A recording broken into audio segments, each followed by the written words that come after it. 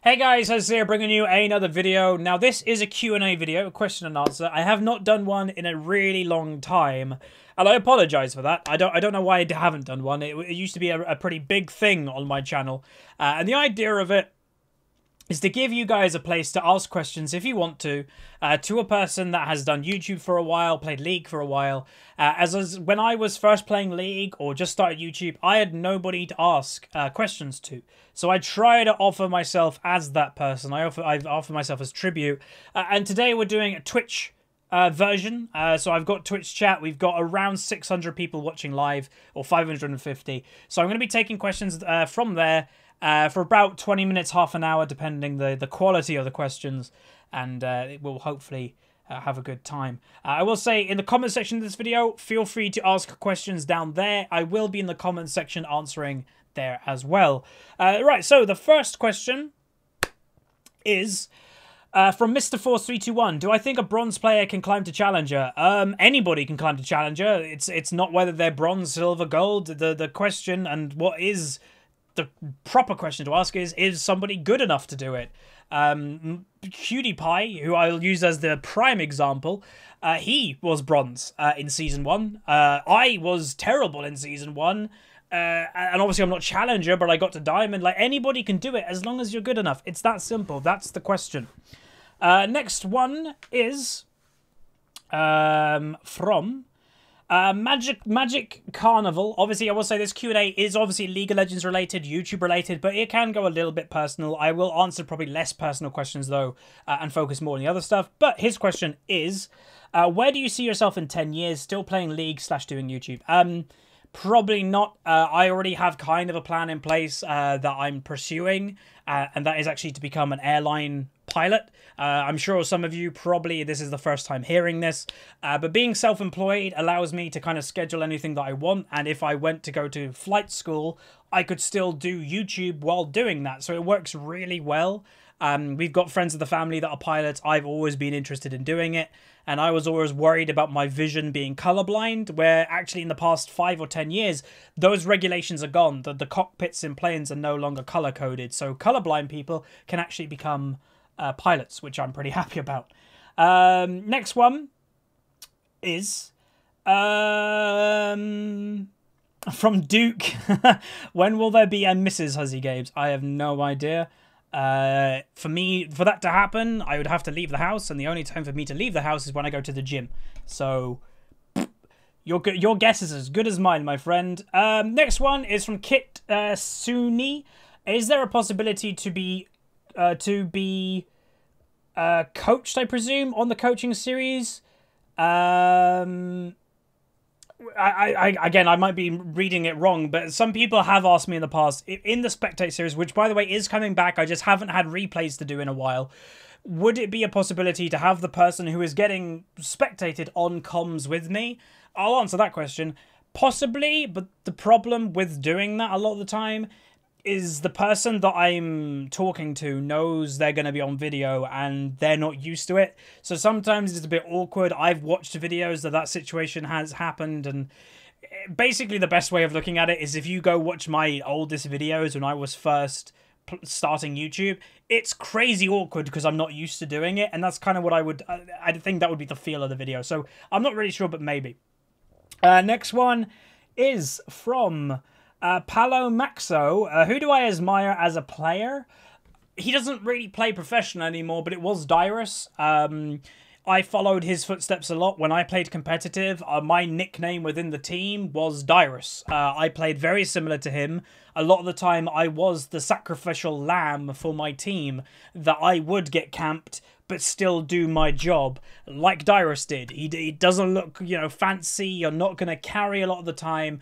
Occasionally you will, and you'll have a great game, but a lot of the time you're just getting focused and you allow your team to do other stuff. So I definitely looked up to him, and I'll say the day that he followed me on Twitter, I freaked out, and I've had several nice conversations with him in DMs, and he's a really nice guy from what I can, you know, what I've spoken to him about, and yeah, like Dyrus is definitely that. What was my proudest moment in League? There's a couple. Luckily, I've had some good achievements in the game so far. Obviously, achieving Diamond for the first time was awesome. Back in Season 3, being Diamond was very rare. Obviously, there's not many Diamond players even now, but it was even rarer back then. So that was awesome. And obviously, achieving Diamond 1 for the first time. Winning tournaments, the Riot Battlegrounds notably was a big one. Beating a team that went to Worlds was a big one. Getting Diamond 1 nearly Master this season was cool. So I've had a lot of success in League, which I'm very happy about. Hoping that we get more, to be honest. All right, next one. This is a random question. Shager Jr., am I into fashionable clothes or would like to get into it? I have brands. I have quite a lot of Ralph Lauren stuff. I have a Mulberry wallet on the way. That's pretty much to the extent. I like shoes. I'm more of a shoe person than a clothes person. I have about 20 pairs of shoes that are all pretty nice. But yeah, I'm not crazy into that stuff. I know some people go really deep into clothes and shoes and stuff. Sonics asks, how easy is it to get to Diamond out of 10? That is what I'd call a non-question, because everybody is going to have a different answer to that question, so it's kind of pointless. To me, it's probably about, out of 10, probably a 2 or a 3 to get to Diamond, considering that I do it every single season on a completely fresh account, not playing main champions. I've done it before where I take an account and I did not do a YouTube series on it. I just wanted to get another account to Diamond as my Tilt Smurf, and which actually ended up higher rating than my main account at the time. And I got that account to Diamond in 50 games, not just 50 wins, 50 games it took me because I just played my main champions. It's not, to me, whenever you reach a rating, it shouldn't be very hard to achieve that rating until you get to pretty high ratings. So if you're gold, it shouldn't be hard to achieve gold again. If you're platinum, it shouldn't be hard to achieve platinum again. Low diamond, it's okay. When you get to like Diamond 3, Diamond 2 and above, that's where it starts to get a little bit more tricky. Next one is Angry German asks, regarding your new regarding now that I have a personal trainer, what are my goals and have you ever given a keto diet a try? I have looked into keto. I do actually have a lot of keto food that I have not actually started yet, I'm going to be honest. But my goals, a lot of people will always attach a number, really, to your goals when you're trying to lose weight. I'm not that person. Even when I was at the peak of my physicality, when you could not pinch fat off my body, I had a six-pack, I had it all. I probably still weighed a lot. I don't care. I've never cared about the actual number attached to weight. It's more about appearance and how you feel. So I don't have... The only reason that I'm weighing myself and my trainer's weighing me and taking measurements and everything is to see change, is to see numbers that are changing into a better direction. But it's not really about that. I already have noticed some changes with my body, mainly the sides. So just above my hips, you know, that section of stomach, that has already shrunken a bit. And I can tell that, and that makes me feel good. That's more what I'm going for. And as for diet, I do have a diet plan. It is going to be hard to keep because technically I'm supposed to eat 6 meals a day. I can't do that with the way that I work, really. It's like 6 small meals a day, but, you know, I am trying to be a little bit more careful. Obviously, yes, I still have the tendency to do bad stuff with Red Bull, but, you know, small steps and all that. Next question is... silverscales, what are your ideas on playing mechanically intensive / hard champions in lower ELOs? Is it worth to put the time to learn a champion like that in even low ELO? Simple answer is not really. Long answer, it's up to you. It depends what you want to get out of League of Legends. If you want to just simply have fun and play champions you like, then yeah, play whatever. Like literally play whatever you want. Even if you're Bronze 5 and you want to play a Zir, go ahead. Would I recommend that? Hell no. To me, League of Legends, obviously there are differences of players. There are people that focus more on mechanics or decision making or knowledge. Obviously in the spectrum, I am more of a decision maker player. I never used to be. If you watch my channel for a very long time, back in Season 3 and the beginning of Season 4, I was actually the other end. I was more of a mechanical player, and I've slowly transitioned into decision-making. The reason for that, and I put it down to, is YouTube. Whenever I was going into commentaries, when I was doing commentaries and trying to, like, explain what I was doing, I was finding that I was too concentrated on explaining and focusing on explaining and doing decision-making things to kind of pull off a lot of the mechanics. So either it's a sacrifice of kind of keeping quiet and playing mechanically, or talking a lot and explaining everything to do with decision-making and everything like that. And that's the way that I've personally gone. Would I play something mechanical in lower rating if I was a lower rating player, though? No, to me, there's no point. Sometimes you've just got to suck it up and go, I'm bronze, I'm probably just simply not good enough to do this if you want to climb. And again, that is another thing you've got to think about. If you're playing League to climb, then you've got to be smart with it, right? You've got to kind of go, why am I playing something that probably just isn't a good idea? So there we go. Next one is from King Crappie. What, according to you, is what is the biggest thing stopping me from getting Diamond 1 like I did before? A couple things. I'd say the meta isn't amazing favouring me. You know, when Darius was the peak of his strength, I did very well with him, and that was also when Poppy was doing very well, and Poppy suits me to a T. So back then I was doing very well with those champions. Unfortunately, Darius has dropped off a bit. He's still okay, but you can't wreck with him in every game like you could at the beginning of the season. And Poppy isn't very strong right now. So meta has changed, and that does come with my gameplay unfortunately getting affected a bit.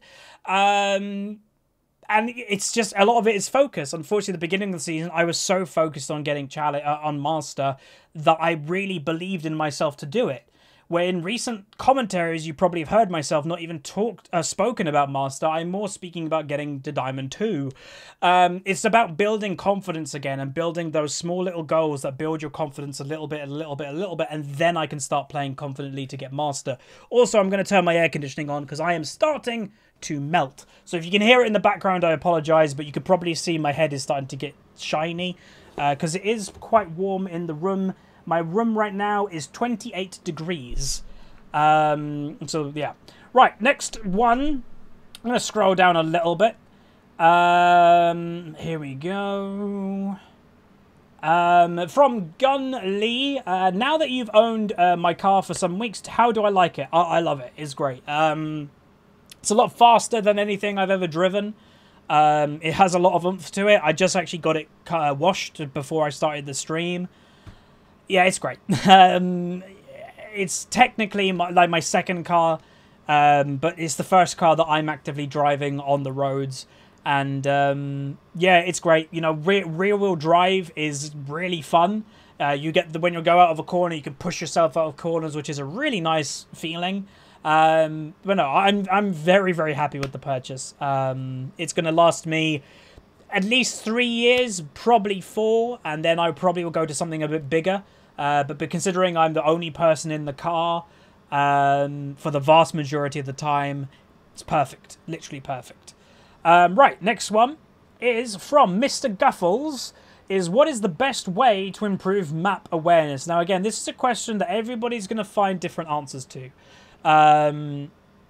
Simple answer is notice that, yeah, whenever you're looking to improve in something, in anything in your game, and it's why I think, again, this isn't sponsored or anything, but we are working with mobile analytics at the moment. It's why I think that software is good, because it can show you your weaknesses.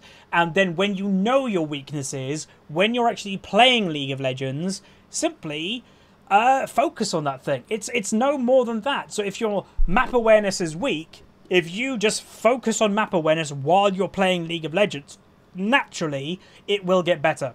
And simply that is, you're playing, you're last hitting, you're doing a bit of trading, you look at the minimap, you're trading, you're CSing, look at the minimap, trading, CSing, minimap, trading, CS, minimap. Every single time that that happens and you're actually thinking about it, the more it'll become natural to you, and then you just kind of look at it naturally. Like, again, it's like driving a car. When you're first driving your car, it's a chore to look in your mirrors. You're not used to looking at your mirrors so much. Now, I just do it. It's just natural. It's what you do. So that's pretty much it. From, again, Mr. Force 321, do I regret leaving Dignitas? No. Dignitas as an organization is a very well-respected organization, and the people in Digg I really liked. They were really nice people. But unfortunately, they were undervaluing some people and overvaluing others, and unfortunately I was undervalued, or I felt I was undervalued comparing to other people. I won't go into specific, well, I won't go into like naming or anything, but basically what kind of pushed me over to the edge is when I saw other content creators under the Digg banner getting a brand new computer, brand new everything, keyboard, mouse, head, everything, chairs, the whole works, and they had less viewers than me by quite a lot, and I simply got sent a mouse. And at the time, I did actually need a new computer, and I asked for one, and they were like, nah. And at the time, I'd been in Digg for over a year, so that kind of just felt like I was not treated the way that I kind of felt, especially comparing to the other people in Digg. So I just kind of was like, screw this. I left. I then got sponsored by SteelSeries, and I get sent everything for free that I could ever want. So it worked out quite well. So, yeah. Right. Next one. Apparently some text-to-speech went off. I actually can't hear it because my headset is actually turned off. So I'll have to read that later. Obviously, for you guys, that probably was a bit of a mess, but oh well. Next question. We'll go for probably another, 10 minutes, 15 minutes, I don't know. Well, from Arian Deno, how do your relatives think of you being a gamer/League player? A lot of them don't get it. I was just at my grandparents' the last weekend. They don't know exactly what I do. They were trying to make sense of it in a way. Because the way that they look at it, they go, you've got that brand new car, but you play video games for a living. How does that, what? And that's how they were trying to get their head around it. And yeah, everybody's cool about it. I know my family want me to go out more, which I want to go out more. I've got nowhere to go. That's why I chose a gym that I actually have to drive to instead of going to a more local one that I probably could have walked to. But everybody's happy about it. They I don't know if the word's proud. I'm not really sure, but yeah, like I enjoy what I do, and as long as I'm enjoying it, and I'm doing well. And it's not a regret financially. Like, again, it was a big stress on me when I actually declined 2 actual jobs after university to pursue YouTube. So far, it's worked out. But, yeah, if that decision eventually comes up to bite me in the butt, then obviously that's not great. But, yeah. Right.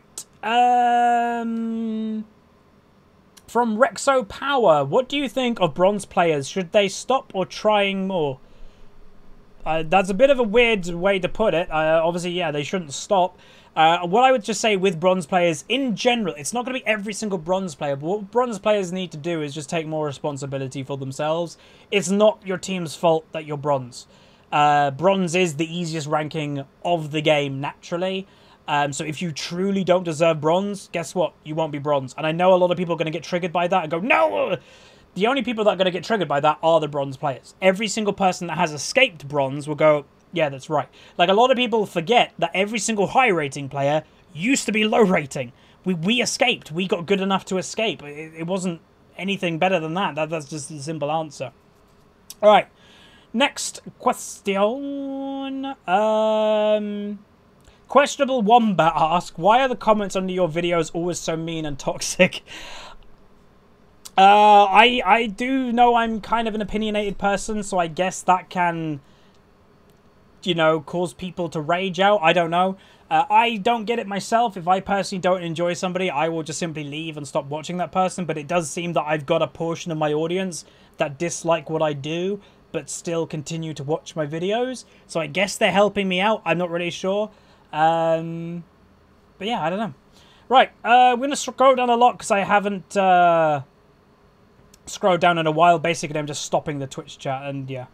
Right, so so many people are asking about girlfriend and everything. Here we go. By Freakish Delight, what's your opinion on players who blame tilting for their gameplay, and how do you deal with the effects of being tilted? Well, people can blame tilted if they are truly tilted.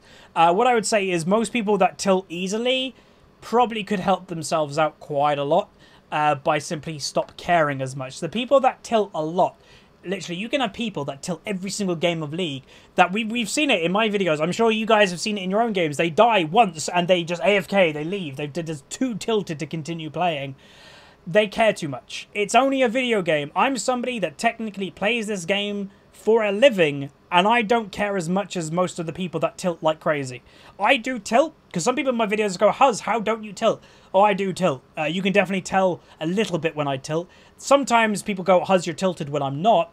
But I tilt in different ways. A lot of the time, if you know, basically the biggest way you can tell if I'm tilted, I'll go very quiet. Because my mind is just kind of be concentrating on the game pretty much solely. But yeah, just stop caring as much as what I'd say. If you're not making a living out of it, you have no obligations, just have fun. It's that simple. Next question is Ninja Storm Nerd asks, how did me and Fi get to know each other? Weirdly, actually.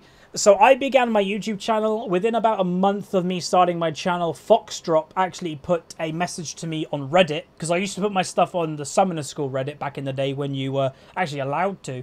And he said, really good job, nice to see new YouTubers coming through, keep going. And at the time, Fox had something like, I don't know, 30,000 subscribers. So someone as me, who was relatively new to YouTube, that was a huge deal, getting a message from somebody at 30,000 subs. Anyway, fast forward, I'd say about 2-3 months, I then get a private message on my YouTube channel from Fi saying he's just relatively started. He's the brother of Foxdrop. Would I like to do some content, videos together? And again, he was bigger than me. And I was like, yeah, sure, why not? And we started playing together. We started playing team ranked. And then that transitioned in both of us eventually getting to Diamond 1 by ourselves. And then we started playing competitively in a team. And then it kind of grew from there. And now me and Fi have a good working relationship. That there are some stuff in the background that me and him do that you guys won't know about. And yeah, we kind of just help each other out, which is awesome. So, yeah. Okay, next question. From Side Shell Zill. Well, what do I think about the Challenger jacket? I think it's awesome. Like, I'd love one.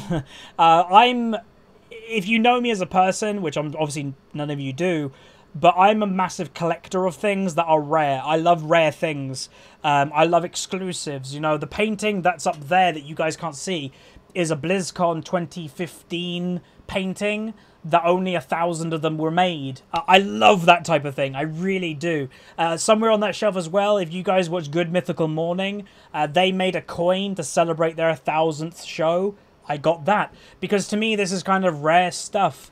So to have something like a Challenger jacket that is so rare that only a few hundred people in the world have one, that would be the ultimate thing for me. As a League of Legends player, I'm never going to get one, but it would be pretty cool. You know, again, I've got the League of Legends art book. That's one of the special edition ones. I love rare stuff. It's one of my weaknesses. Right, next one is Ismail to Hassin asked, do you think Riot bans toxic people more instead of inters and boosters? And also, do they look at frequency of words that you say in chat? I'm sure they look at everything that you say in chat. Frequency, language actually used, you know, that's very basic programming to look at that type of thing. But as for the bans, I'm sure that they ban more toxic people because it's easier to prove. That's just obvious. It's easy to see somebody typing bad stuff, and that's just clear evidence. Where it comes, intentionally feeding is always a hard one, because that person just could be clueless or having a bad game. They might not be, like, I'd say probably about 75% of when people are saying someone's inting, they're not inting. Like, I'm sure I do it. When I think someone's inting, they're probably not. They're just probably having a really bad game. And yeah, it's hard to find if someone's boosting. That's a lot more work. You'd have to look at their histories and their IPs, and there's a lot more work, and that's just obvious. So, yeah. Right, next one is... let's find a good one. Is It Me by Shager Jr. Is It Me or Plat 1 is really hard to climb out. Yeah, Platinum 1 / Diamond 5 I've always found to be awful in rating. Because it's the rating... In high rating terms, is the rating that most people stop caring. So, the difference between Diamond 5 and Master is worlds apart. Like, I've said it before, it's like the same skill gap between Bronze and Diamond. Is the same skill gap between, like, Diamond 5 and High Diamond 1. It's ridiculous. So, a lot of people get to Diamond and they just stop caring. Hey, I got Diamond, I get the border, I'm in Diamond, I'm in the top 1% of the game, I'm done. I'm just going to troll or just not care anymore. and just get my season rewards at the end of the season. So when you're Platinum 1, you're playing with Diamond 5 people who have just stopped caring. So yeah, it's an awful rating. In every single year of Unranked to Diamond, Platinum 1 is always the rating that I struggle with the most, because it's just god-awful. So yeah, that's pretty much it. Alright, so next one, we're going to go with like 3 more questions, I think, and that will be it. Scroll down a bit. From LoverMuck2, why have you never said a bad word? I have. I can guarantee you that. But I just don't think it's needed online. If I can explain the point using better language that opens my audience up, that's what I'm going to do. I've always felt that way. I always will feel that way. I don't want to stop people watching my content if they dislike bad words. I don't think it exists the other way around. I don't think somebody is going to stop watching me because I don't swear. I think the other way around does exist. I think people will stop watching me if I do. And I just don't think it's necessary. I was raised in the fact that it's just not necessary. It's pretty much that simple. And obviously now with YouTube having the crazy adpocalypse that every other video is getting ad restricted, that would just add gas to the fire if I did use language as well. So yeah, right. So last 2.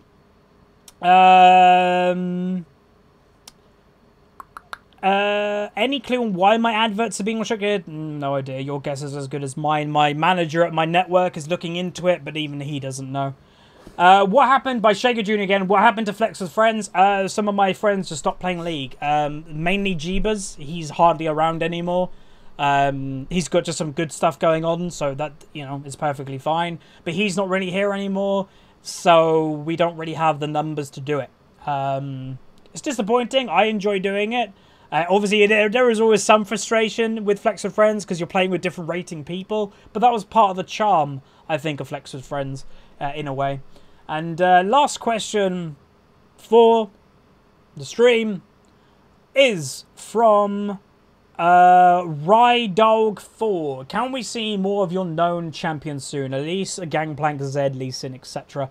Maybe. It's a difficult question to ask because I've never been a person that has been overly attached to champions. I don't care. I have no emotional attachment to Lee Sin or whoever. So if they're simply not in a very good state in the game, or if I'm just simply enjoying other stuff, that's what I'm gonna do. It's all about mood with me. If I'm in the mood to do it, then I will. If I'm not, then I won't. It's that simple. But that's going to be it. That's the Q&A. Hopefully you guys enjoyed. If you want more Q&As, make sure you throw a like on the video. Remember, I will be in the comments of this video to answer more questions. And yeah, hope you guys enjoyed it. Throw a like if you did. Subscribe if you haven't. And I'll see you guys next time.